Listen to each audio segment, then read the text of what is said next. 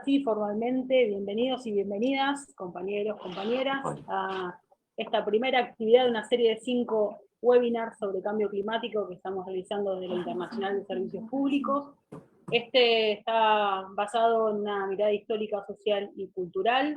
Luego contaremos con 4 actividades que van a pasar sobre lo que tiene que ver el rol de la mujer sindicalista en el cambio climático, el cambio climático como perspectiva de joven, y uno muy importante que tiene que ver en cómo los sindicatos incorporan el cambio climático a las agendas de trabajo de las organizaciones sindicales.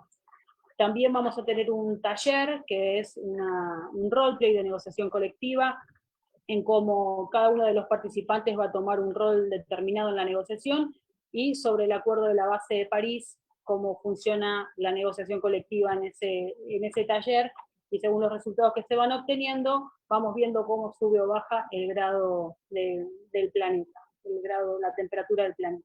Y por último, el último webinar está pensado y diseñado para promover y divulgar el manual, el toolkit, la caja de herramientas sobre cambio climático, diseñada desde la Internacional de Servicios Públicos para los y las dirigentes de nuestras organizaciones afiliadas. En el día de hoy, en este webinar, agradezco la presencia de nuestra secretaria general Rosa Pavanelli y del compañero Federico Dávila, quien es subsecretario de Relaciones Internacionales de UTC en Argentina, y también vicepresidente de la Internacional de Servicios Públicos, a quien le voy a ceder la palabra entonces para comenzar con la presentación de la actividad. Hola, muchas gracias, Laura. Muy buen trabajo en toda la preparación, igual que Juan. Agradezco a todas las compañeras y compañeros que están participando. Quiero resaltar que hay más de 90 inscriptos de 12 países de Latinoamérica, que incluyen Nicaragua, Colombia, Perú, Ecuador, Brasil, Chile, Guatemala, República Dominicana, Honduras, Venezuela, Costa Rica y, por supuesto, Argentina. Esta actividad que iniciamos hoy forma parte significativa del plan de acción mundial que tiene la Internacional de Servicios Públicos ya desde el Congreso de 2012 y el Congreso de 2017. Forma parte también del plan de acción regional y de una actividad específica que se comenzó a hacer en la región andina. Hubo varias actividades desde, si no me equivoco, desde el 2017, 2018, y que en el 2020, en enero de este año, en Lima, se estableció un programa ya no solo de la región andina, sino que participamos de la subregión Cono Sur, Brasil y Centroamérica también. Entonces, y ahí en el programa de Lima se propone una serie de actividades de formación, de tomar conciencia, difusión de la problemática ambiental, y esta justamente es una de esas actividades. Y pensamos en este primer panel, dentro de esta actividad Ambiente y Sociedad, y la responsabilidad y acción sindical, porque creemos que esta cuestión ambiental es algo integral. Nosotros vemos continuamente que se está hablando de calentamiento global, de problemas del agua, de la agricultura, de las sequías, inundaciones, migraciones, problemas en los trabajadores, en las mujeres, en los jóvenes, etcétera, pero notábamos como que el tema se estaba tratando parcialmente y no había una mirada integral que tenga que ver no solo con la actualidad, sino también con las cuestiones históricas, con las cuestiones culturales y con las cuestiones sociales, de las cuales los sindicatos son una de las principales organizaciones. Y ahora se suma la situación que estamos padeciendo de la pandemia, que lo que está haciendo en realidad es incrementar la pobreza, incrementar la exclusión, incrementar las desigualdades. Entonces, nos parecía que en ese marco tener esta mirada, como les decía, y contemplando las cuestiones históricas, sociales y culturales, era un tema central. Así que agradecemos la presencia, obviamente, de nuestra secretaria general, Rosa Pavanelli, a quien le hemos pedido que nos dé una mirada más, si se quiere, política o global, actualizada de la agenda de la ISP, no solo en la cuestión ambiental, sino en todas las cuestiones que están interrelacionadas. Y agradecerle también mucho a Laura Maffei, que ha estado en esta reunión de Lima participando a principios de este año, haciendo unas contribuciones importantes, y a Javier Mourinho, que tiene también una trayectoria y una especialista, además, en cuestiones sociales, históricas y filosóficas, que nos van a brindar una mirada muy interesante. Así que, dicho esto brevemente, me gustaría que escuchemos a la compañera Rosa Pavanelli.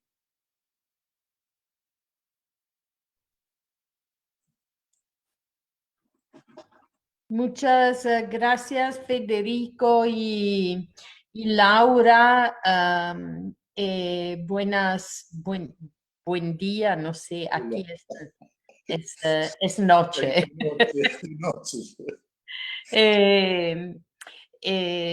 Y por esto pido disculpas desde ahora si no voy a quedarme durante toda la reunión. Antes de todos, quiero cumplimentar a la coordinación de los afiliados de la ISP de Argentina y del Cono Sur por la organización de esta iniciativa que me parece muy, muy interesante. Y que corresponde a la necesidad que tenemos de conectar el tema de la crisis climática, no solamente el tema del cambio, pero de la crisis climática que estamos enfrentando, con la necesidad de un cambio más profundo en el desarrollo, en el sistema económico y en el modelo de desarrollo que queremos. Ya sabemos que responsabilidad de muchos son los factores, pero ante de todos, responsabilidad de las empresas de fósiles que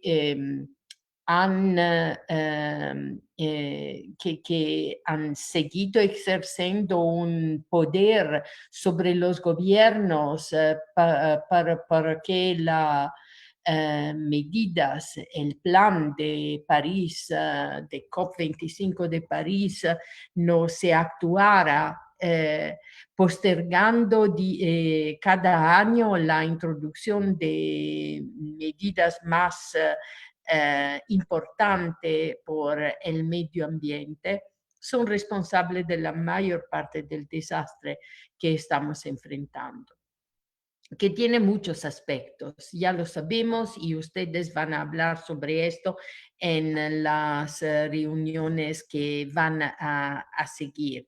El impacto social sobre trabajadores, el impacto sobre las comunidades, el desastre ambiental y naturalmente el surcalentamiento del planeta que va a afectar a todos.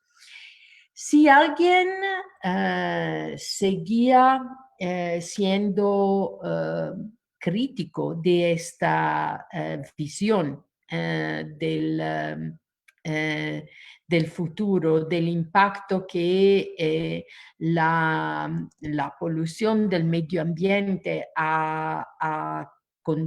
el desastre que la polución del medio ambiente ha creado, creo que hoy tenemos argumentos, tenemos evidencia para demostrar cómo cortando las actividades que producen emisiones en la atmósfera, la situación se puede reajustar.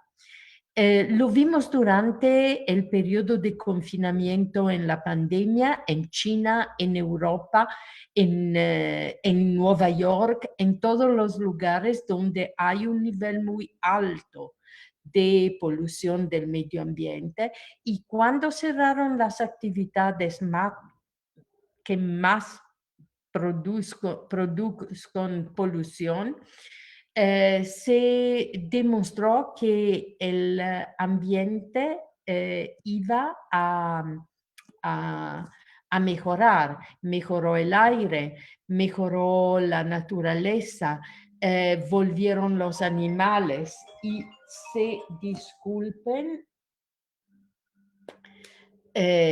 volvieron los animales en las calles.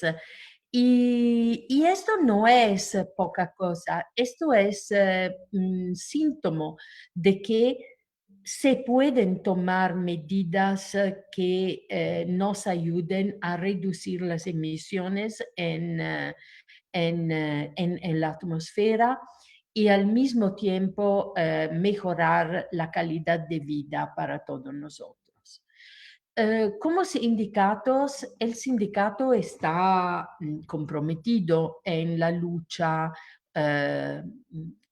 contra el cambio climático.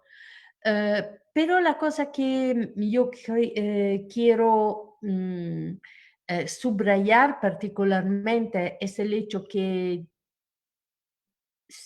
hace que empezamos a ocuparnos de este tema, como ISP no solo hemos tratado de cómo vamos a acompañar la transición porque se ajusta en términos de protección de los trabajadores, de sus empleos en todas las empresas que van a mudar su sistema de producción de energía. Esto sí es un tema, pero no puede ser el solo. De hecho, nosotros como trabajadores del sector público siempre hemos acompañado esta discusión con la necesidad de proteger a las comunidades, a las personas con que trabajamos, considerando cuánto importante es que haya una preparación de los trabajadores de primera línea, los trabajadores de emergencia, y cómo necesitamos que esto se traduzca en políticas que son más incluyentes por la comunidad, de mayor respeto por los trabajadores, pero también de mayor respeto por nuestras comunidades y la gente que servimos como trabajadores del sector público. Esto tiene que ser parte de nuestra mirada, de nuestra reivindicación por el cambio que vamos pidiendo por el post-COVID, por la fase post-COVID que ojalá un día u otro va a llegar. Y es parte de la evidencia que esta crisis sanitaria nos ha demostrado. De hecho, no se ha tratado o no se trata porque seguimos en un periodo de crisis solamente de una crisis sanitaria. Es una crisis estructural del sistema, es una crisis económica, es una crisis social, es una crisis del empleo, es una crisis sanitaria del sistema de salud, naturalmente. Y es la demostración que el sistema neoliberal en que hemos vivido y luchado en contra durante años y años ha llegado al punto de fracaso total, Ya sabéis que como ISP estamos mucho involucrados en el debate sobre el cambio de la reforma del sistema de impuestos por las compañías multinacionales.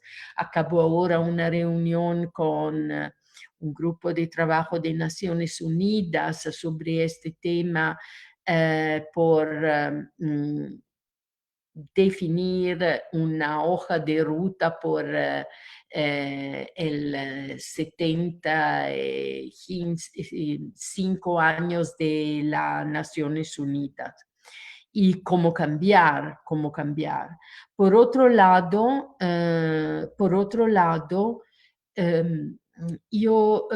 nosotros que pensamos que la idea de invertir más en el sistema público es la única que puede ayudarnos para proteger los trabajadores, sin duda, pero nuestras familias, nuestras comunidades que están enfrentando el desastre sanitario del COVID, el desastre económico de la subsecuente crisi económica que está llegando y el desastre ambiental que ya hemos visto manifestaciones extremas de lo que significa con huracanes e inundaciones y, y todas las manifestaciones por un lado y por otro lado la sequía que estamos sufriendo en muchos lugares del mundo. Un cambio en que central tiene que volver a ser la gente, el pueblo, las personas, con sus necesidades y con su poder de controlar colectivamente y democráticamente cómo se desarrolla la economía. Creo que sería muy correcto empezar a utilizar diferentes palabras también para definir una nueva fase en la que no sea solamente el interés económico, el interés del dinero, del business, del sistema financiero, que lo que ¿cómo se dice? Organiza o define el sistema de producción y económico o el sistema de desarrollo. Creo que sería mucho mejor empezar a hablar de progreso y no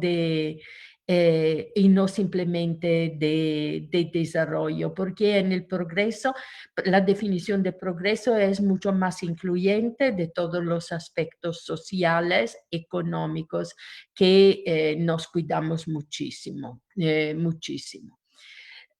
No voy a discutir más en profundidad el tema que se refiere en el detalle al cambio climático, ya que harán diferentes ocasiones en que van a discutir este tema y David Boyce,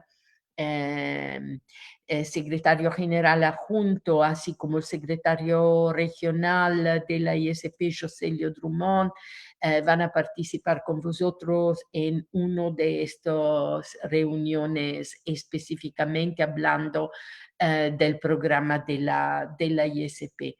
Pero creo que una vez más estamos demostrando la originalidad de cómo la ISP aprocha los temas sociales, políticos en el mundo sindical, intentando de incluir todos los aspectos y no solamente el tema de la defensa de los trabajadores. Sobre este aspecto hay una cuestión particular que yo creo que tenemos que monitorear y que enfatizar en nuestro discurso, y es el tema de los trabajadores de emergencia y de primera línea. Muchos entre ellos no tengan derecho o no tengan plenamente derechos sindicales. Muchos no pueden ejercer su derecho a la huelga. Muchos son obligados a trabajar en condiciones que no garantizan su seguridad y su salud, como por otro lado hemos visto durante la pandemia por los trabajadores de primera línea y particularmente de salud y del cuidado. Y entonces, uno de los aspectos que queremos avanzar como ISP es que las discusiones que tuvimos hace 2 años en la Organización Internacional de la Salud, en la Organización Internacional del Trabajo, sobre el tema de los trabajadores de emergencia, de los servicios de emergencia, que aprobó una línea guías muy interesante, tiene que ser actualizado y el objetivo tiene que ser conseguir una norma internacional por la protección de estos trabajadores. Proteger a estos trabajadores significa también proteger los ciudadanos que cuidamos con nuestros servicios, que atendemos con nuestros servicios. Y esto me parece muy importante. Sobre todo, tenemos la necesidad que volver a la normalidad post-COVID no puede significar volver a la normalidad de ante-COVID. Gobiernos, empresas, mundo de la cultura, todo el mundo, de hecho, se ha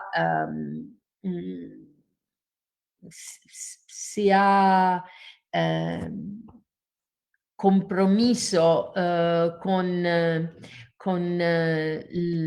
reconociendo el trabajo increíble, impresionante que los trabajadores de servicios públicos están haciendo durante la pandemia.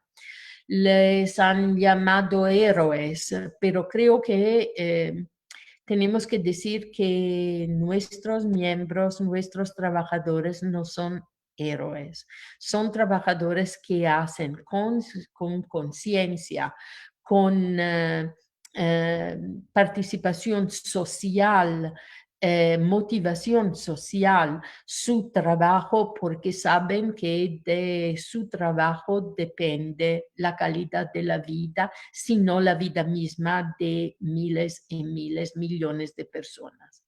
Por esto, volver a la normalidad no puede ser, como ya está empezando a acontecer, que volvemos a políticas de austeridad para reducir la deuda pública, para recuperar los recursos que se han investido en la fase más aguda de la pandemia. El Fondo Monetario Internacional ya está volviendo a sugerir a los gobiernos de cortar recursos a los servicios públicos por reducir la deuda pública. No importa si mucha parte del dinero que se ha utilizado durante la deuda ha servido para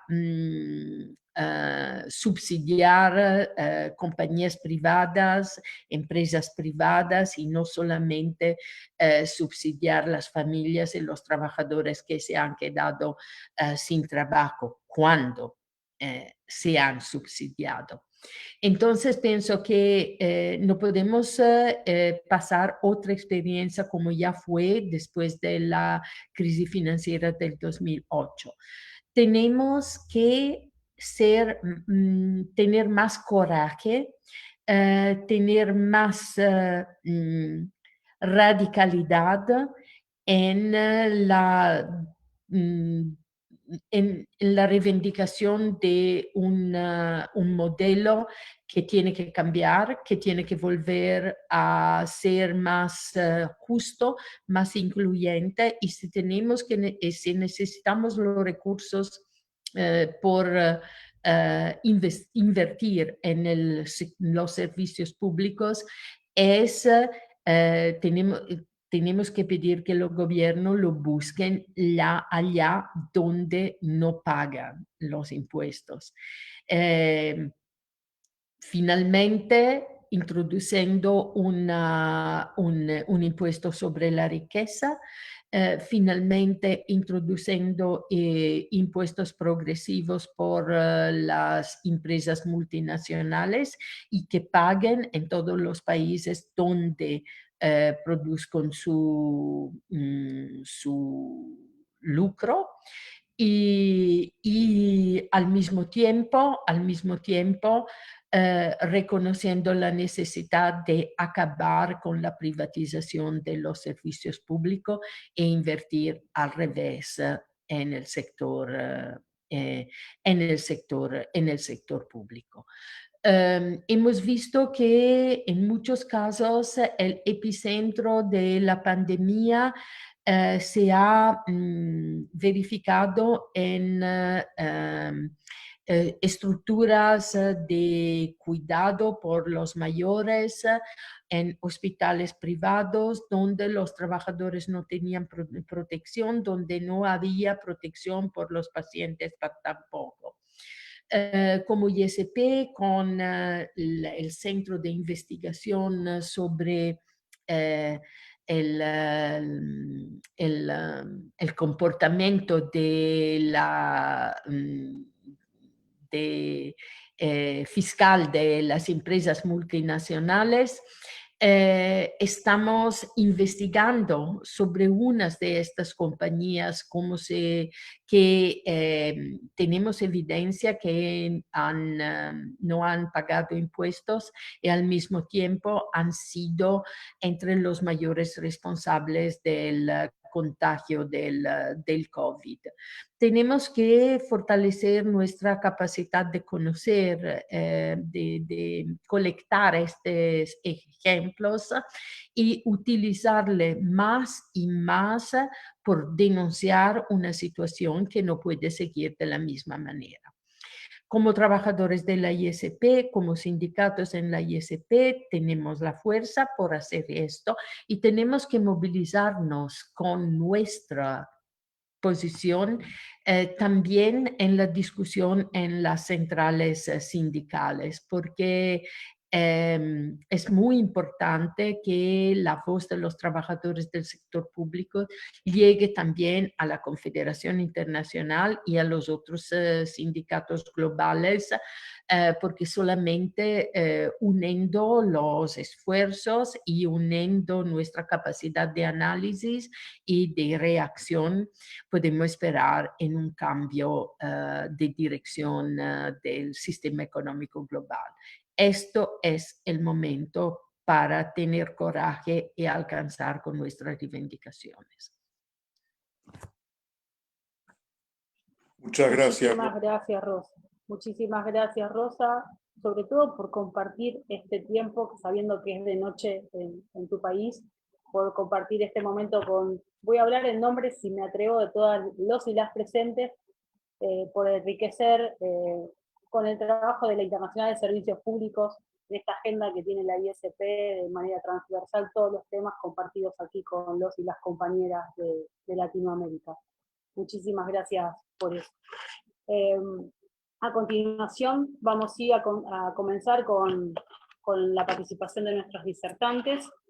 Voy a presentar a Laura Maffei, quien es docente de la Universidad Nacional de Río Negro, quien entre el año 2009 y 2015 fue asesora técnica del Grupo Sindical en Negociaciones Ambientales Internacionales y es colaboradora externa de organismos nacionales e internacionales en temas ambientales, empleos verdes, transición justa, para la OIT, para la CSI, para el Ministerio de Ambiente de Argentina, entre otros organismos.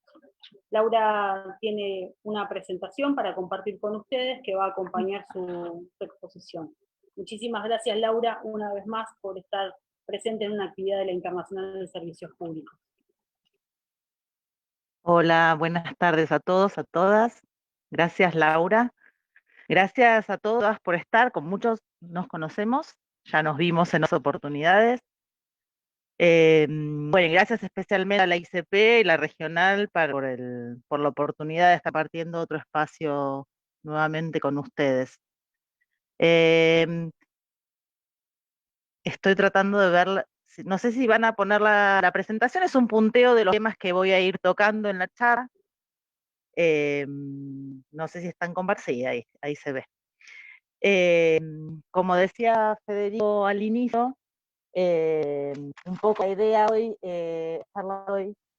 es inducir una mirada histórica y social, cuestión ambiental, en profundizar tanto sobre el cambio climático, que después, y la acción sindical y en cambio climático, que creo que ustedes van a trabajar con profundidad en los siguientes encuentros.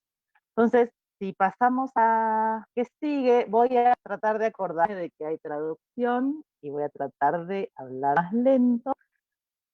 Si pasamos a la imagen que sigue,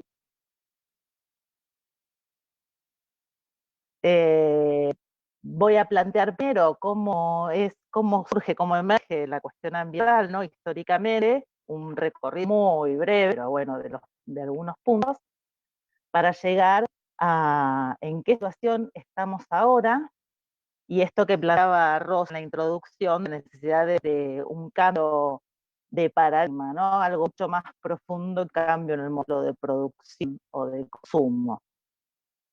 Y voy a hablar bien en términos generales de cuál es, históricamente, cuál ha sido y cuál es el protagonismo que tienen las organizaciones sindicales en el planteo de estas cuestiones, sin en los detalles, como decía, la acción sindical pura en cambio climático o en temas ambientales, que lo van a ver los siguientes encuentros.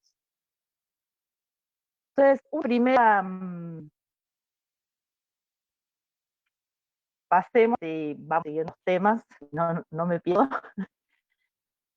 Pero, digamos, los años 60, 70, digamos que la cuestión ambiental es tan vieja, por los años 60, 70, es cuando empiezan a ver la emergencia, emerge la cuestión ambiental en las agendas, ¿no? Por un lado, empiezan a verse evidencias de degradación ambiental, sobre todo en América del Norte, donde empieza a hacer su uso extensivo de agroquímicos, tóxicos, y empieza a haber evidencias de impactos sobre la fauna en algunos lugares.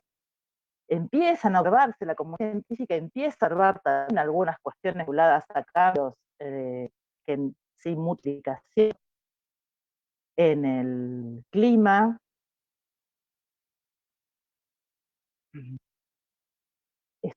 Perdón, pero estoy viendo los comentarios si se escuchan, no sé si es que me escuchan todo mal. Sí, no, se está entrecortando y a veces sale superpuesto, ¿no? A lo mejor, fíjate si puedes acercar el micrófono un poco más a la boca, a ver si se escucha mejor. No, lo tengo al ladito, mira. Será un tema de conexión, tal vez. A ver. Probamos. Me marca conexión, tengo perfecta, con todos los símbolos que tiene que haber, están todos perfectos, pero bueno, no sé. Sigo mirando, me avisan cualquier cosa. Pero tomo un poquitito, voy más lento. Esta cuestión de la emergencia en la agenda de la cuestión ambiental empieza en los años 60 con evidencia de degradación, algunos cambios se empiezan a ver en el clima, y el reconocimiento, en particular está la crisis petróleo en los 70, el reconocimiento de los límites planetarios, ¿no? Quienes sí las cuestiones ambientales recordarán estos primeros documentos y cuestiones acerca de los límites planetarios. Y en aquellas épocas también hay algunos discursos famosos, por ejemplo, líderes políticos de aquella época que ya advierten de la cuestión ambiental, y tiene lugar la primera cumbre de Naciones Unidas sobre el ambiente en Estocolmo en el 72. Se hace fara misa y apago el mar. Bueno, por estas épocas entonces cuando empiezan las discusiones, y en particular la cumbre de Estocolmo de 1972 sobre ambiente, había tensiones, digamos, que siguen habiendo entre lo que es el mundo, entre comillas, digamos, desarrollado y los países en desarrollo, norte global, sur global, precisamente porque se empieza a discutir sobre el derecho al desarrollo de los países del sur. Y se identifican a estas cuestiones ambientales con nuevas barreras, que aparecen nuevas barreras al desarrollo de los países. Un discurso que no es tan viejo, que todavía no mucho tiempo se echaba en muchos lugares, pero bueno, la realidad es que en los años 80, 90 comienza a haber cada vez una mayor constatación y evidencia de los vínculos entre la degradación ambiental y la desigualdad social, la vulnerabilidad social, la pobreza, no solo porque las peores consecuencias de los impactos ambientales se trasladan a los lugares donde hay situaciones de mayor pobreza, de mayor vulnerabilidad, sí también en los aspectos de desigualdad, tanto en las causas como en las consecuencias, en los impactos de la degradación ambiental, lo que hay es una desigualdad social. Los sectores más empobrecidos, más vulnerados, son quienes sufren peores consecuencias, paradójicamente, los que tienen menos responsabilidad, digamos, en ocasionar el problema. Además de una cuestión de acceso a los bienes naturales, en particular sectores campesinos, sectores más pobres que tienen una mayor dependencia de los bienes naturales para sus ingresos y para su vida, ¿no? Y acá reside uno de los principios que tiene la política ambiental, que defendemos siempre los países del sur y los sindicatos a las negociaciones internacionales, es un principio que defendemos con fuerza, que es este de las responsabilidades comunes pero diferenciadas, ¿no? En cambio climático se ve muy claro, y en las demás problemáticas ambientales también lo vemos, pero no, si siguen las negociaciones de cambio climático, tiene que ver con esto, se hablan del protocolo de Kioto, de quiénes son los países que deben reducir prioritariamente sus emisiones, quiénes son los que deben votar a los fondos de Lima, digamos, este es un principio que la comunidad internacional, los países del sur, defienden con fuerza siempre.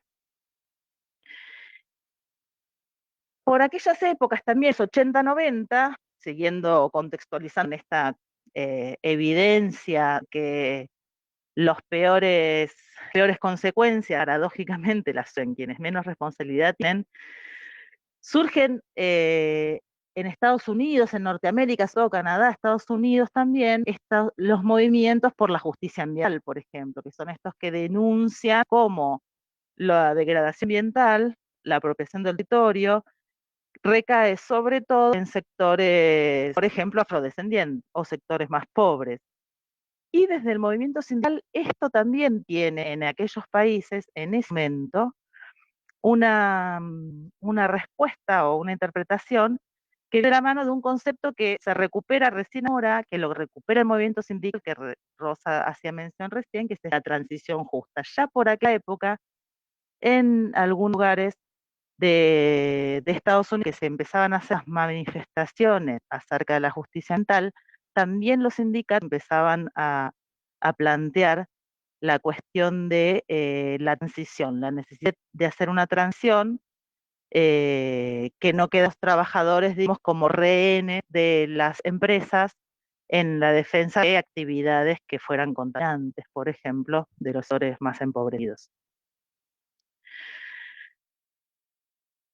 Esto fue después en la historia del debate ambiental, después vienen los años 90, es paradójico, ponemos por un lado los avances de Río 92 y por otro el neoliberalismo que viene del 80, avanzando con fuerza en nuestra región. En Argentina en particular tenemos toda la época, digamos, de privatizaciones, por ejemplo, ¿no? De la mano de estas discusiones. ¿Cómo estamos ahora, digamos? ¿Dónde estamos ahora? La actividad humana, como, o sea, cualquier actividad humana, tiene claro que tiene esa presión ambiental, ¿no?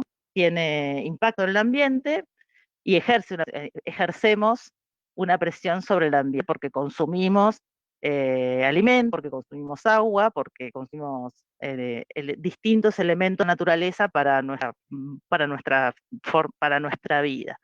Ahora bien, la forma en que decidimos hacer esa utilización de los bienes naturales es lo que define qué tipo de presión y qué tipo de impacto, ¿no? Cómo, de qué forma y para qué usamos esos bienes naturales es lo que define el tipo de presión de nuestra sociedad.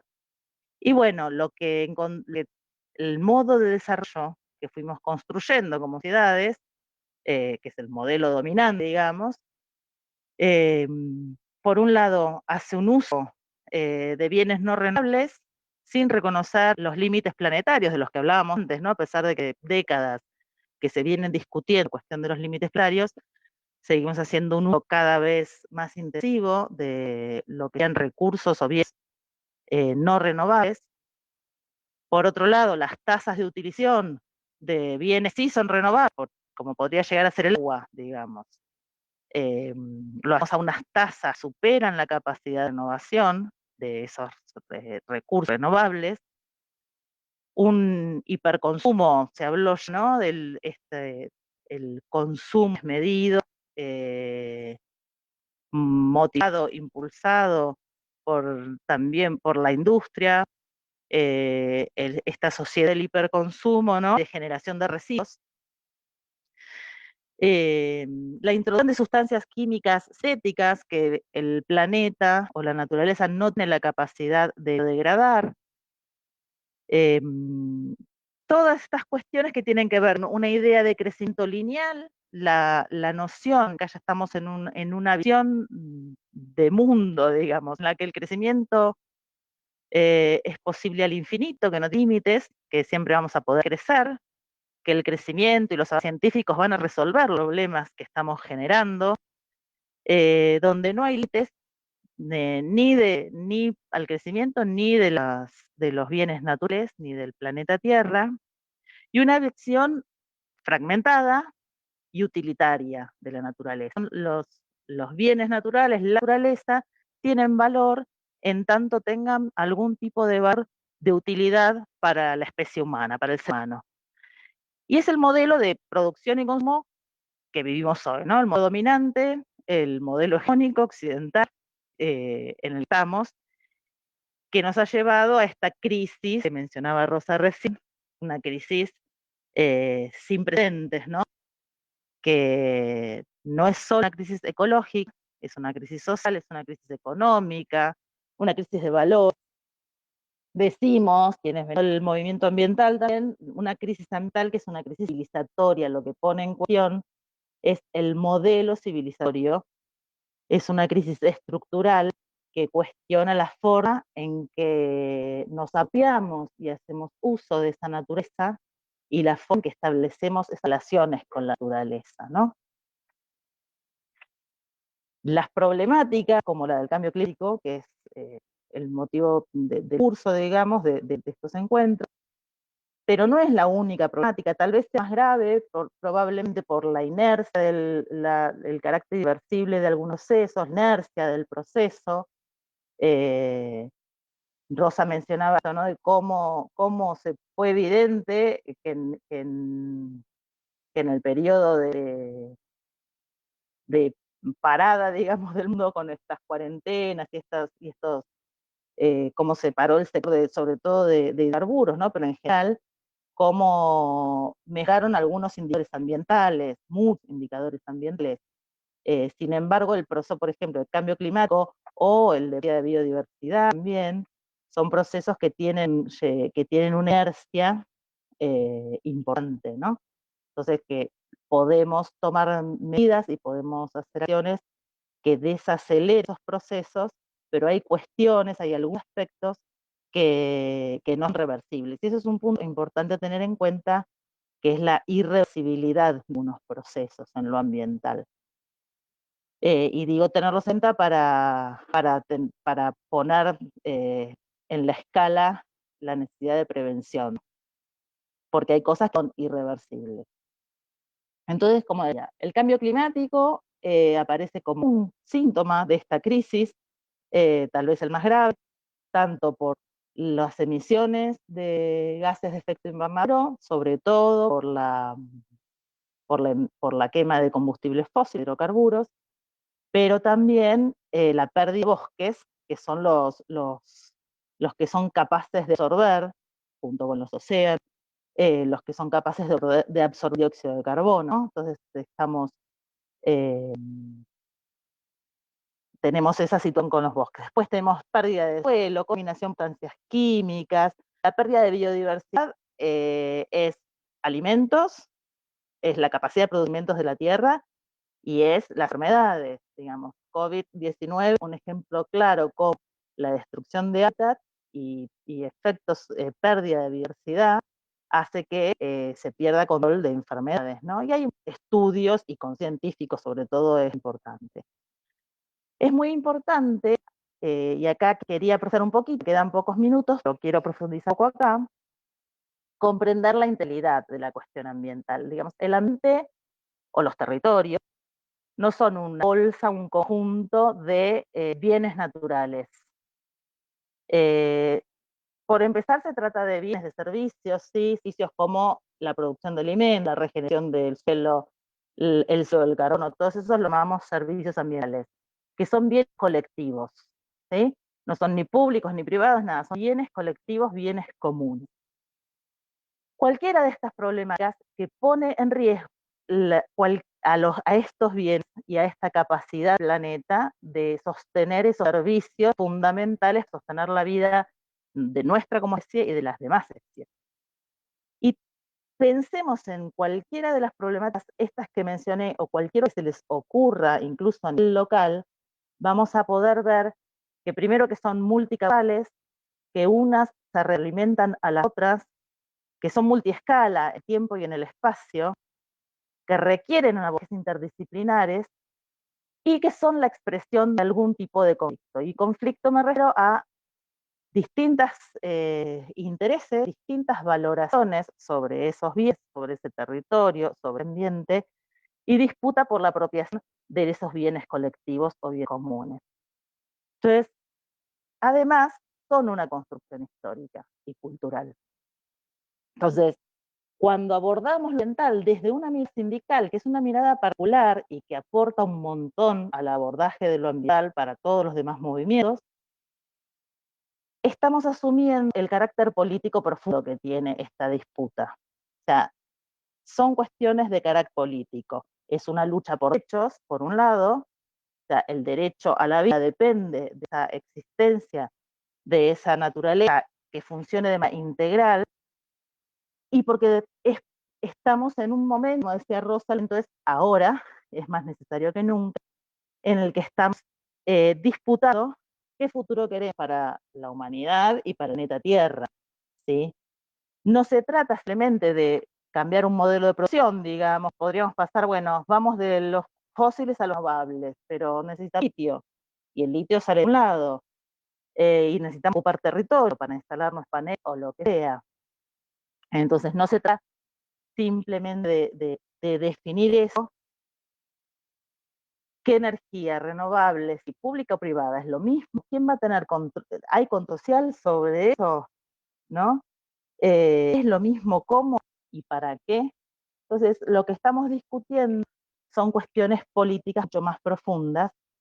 Y en definitiva, bueno, no voy a profundizar, que entiendo que va a seguir en la exposición que sigue, una discusión también de tipo filosófica y de cuál es nuestra relación de seres humanos y naturaleza.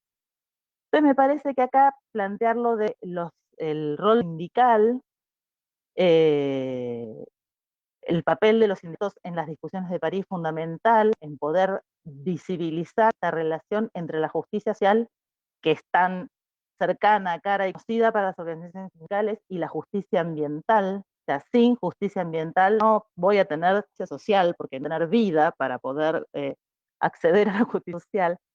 Y me parece que tenemos que, como sindicatos, asumir fuertemente este carácter político, y así como yo decía, responsabilidades comunes pero diferenciadas, las organizaciones sindicales tenemos capacidades diferenciadas, rol y una responsabilidad para cumplir ese rol en este momento tan crucial. La capacidad de organización, la capacidad de movilización, la capacidad de establecer alianzas estratégicas. En América Latina tenemos una historia de alianzas estratégicas con movimientos, por ejemplo, campesinos, indígenas. Recordemos que nuestro continente es donde más sindicalistas y más líderes ambientales son asesinados en el mundo. La capacidad de negociación. Entonces me parece que estas son todas capacidades, herramientas que en sindicatos como los nuestros, digamos, comprometidos en la lucha por los derechos de las comunidades en general, como decía Rosa, tenemos que asumir y no perder de vista que la disputa es estructural y es mucho más amplia que la conservación de puestos de trabajo o la mejora de condiciones de trabajo en un espacio, en un sector específico. Y no voy a profundizar, que ya decía Rosa, el lugar que van a ocupar, que ocupan y que van a ocupar los servicios públicos y los trabajadores y trabajadoras de los servicios públicos en la defensa de esos derechos que no son ni más ni que a la vida, ¿no? Entonces, es un llamado a eso. Usemos al máximo, como decía Rosa, seamos audaces, seamos ambiciosos, usemos al máximo nuestra creatividad y nuestra capacidad de organización y movilización para tratar de impulsar estos cambios en este momento donde es ahora el mundo, sin ser apolíticos, digamos, es ahora el mundo. ¿Sí? Gracias. Gracias, Laura, muchas gracias por tu exposición. Tuvimos algunas dificultades técnicas, pero bueno, es la virtualidad la que son los desafíos de la virtualidad, de la tecnología. En el transcurso de la reunión se sumaron los compañeros Óscar Rodríguez, secretario subregional de los países de Interamérica de la ISP, el compañero Juan Diego Gómez, secretario subregional de los países andinos también de la ISP. Muchísimas gracias por estar en la actividad y por haber apoyado y colaborado para llevar adelante las actividades previstas sobre cambio climático. A continuación, presento al disertante, al compañero Javier Mourinho, quien es abogado, diputado nacional con mandato cumplido, es director del Instituto de Formación y Actualización de Políticas del Partido Justicialista, y es profesor del Seminario de Filosofía Política de la Maestría en Administración Pública de la Universidad de la USAL. Javier, entonces te cedo la palabra y voy a intentar compartir pantalla desde acá, a ver si es un poquito más sencillo entonces poder ver tu presentación. Ahí estamos. ¿Estoy con audio? Sí. Bueno, buenas tardes a todas y a todos. Agradecerle a Rosa, a la presidenta de la ICP, agradecerle al licenciado Dávila, a vos, Laura, por la coordinación tan eficaz y que venís llevando adelante. Felicitar a Laura Maffei, que me encantó su presentación, así que seguramente tanto con Rosa como con Laura tenemos una mirada muy parecida, así que voy a tratar en lo posible de no reiterarme y a lo mejor sí reafirmar algunas de las ideas que se plantearon, porque bueno, evidentemente ante problemas comunes, quienes entendemos a la solidaridad como un camino, seguramente se nos ocurren las mismas respuestas, los mismos discursos, las mismas orientaciones, así que seguramente nos estaremos en algunos temas superponiéndonos. Así que bueno, si te parece, la idea general de la presentación era ambiente y sociedad, y obviamente la responsabilidad y la acción sindical. En la segunda filmina, si te parece, Laura, la pasás. Tenemos un problema técnico, te paso a contar. Nosotros estamos transmitiendo desde el Facebook en vivo ISP Interaméricas y la presentación sale en negro. Si te molesta, la puedo sacar, no sé, como vos creas conveniente. Porque no, déjamela, así veo, me voy salteando lo que ya está dicho, ¿entendés? Porque bueno, no quiero.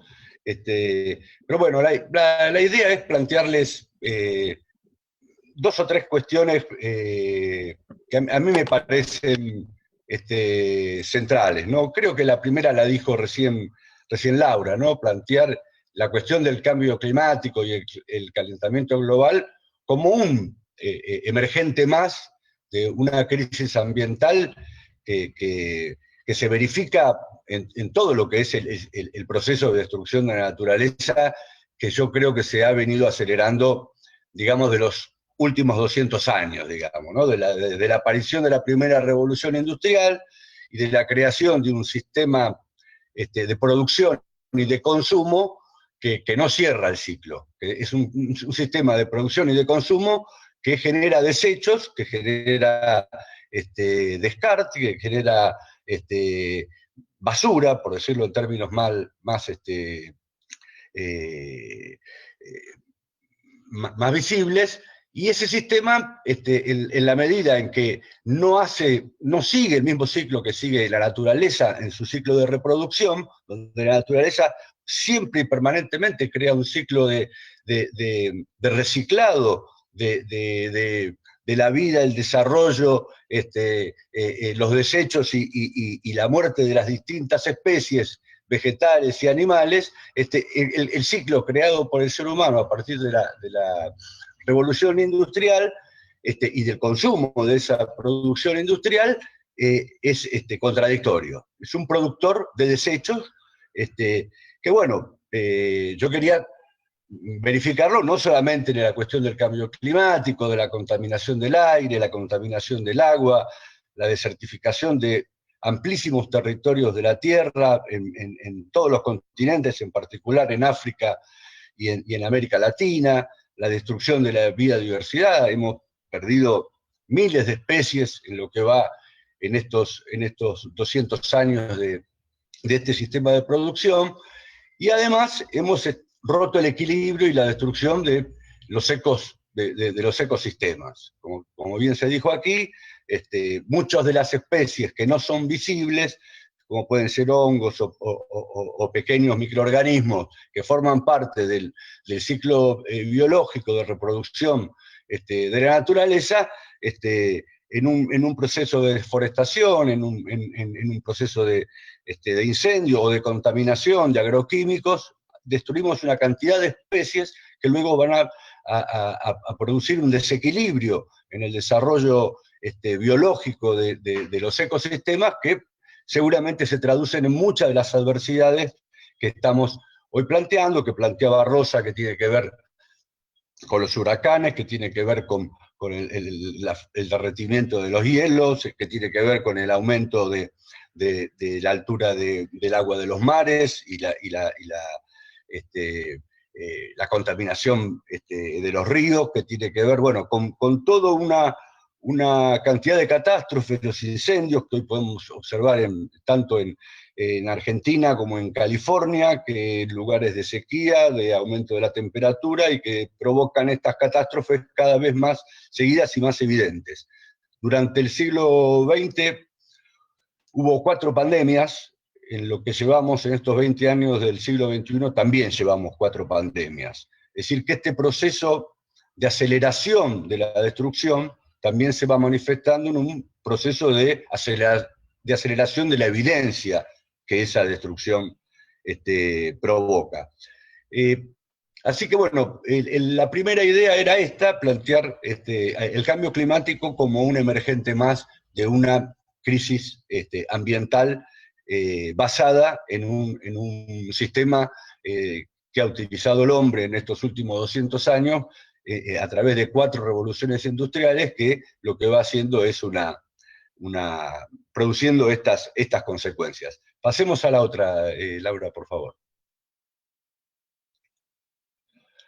Y como bien dijo recién Laura Maffei, lo otro que es muy evidente es que en estos 200 años también este sistema de producción, este sistema digamos, de organización social, este sistema de organización política, que así como se propuso hacer de la naturaleza un objeto desde el cual un sujeto, como definió Descartes al principio de su pienso luego existo, la idea en que Occidente toma la idea del yo como un lugar desde donde mirar todo el resto de las cosas, todos los otros seres humanos, toda la naturaleza, colocarse por fuera de la naturaleza. Bueno, eso también generó un sistema de convivencia entre los hombres y generó un sistema de vida social y de vida política que tiene también gravísimas consecuencias sociales. Uno puede observar, al lado de la crisis ambiental, una crisis social de magnitudes quizás nunca alcanzadas. Tenemos aumento de la pobreza, de la indigencia, de la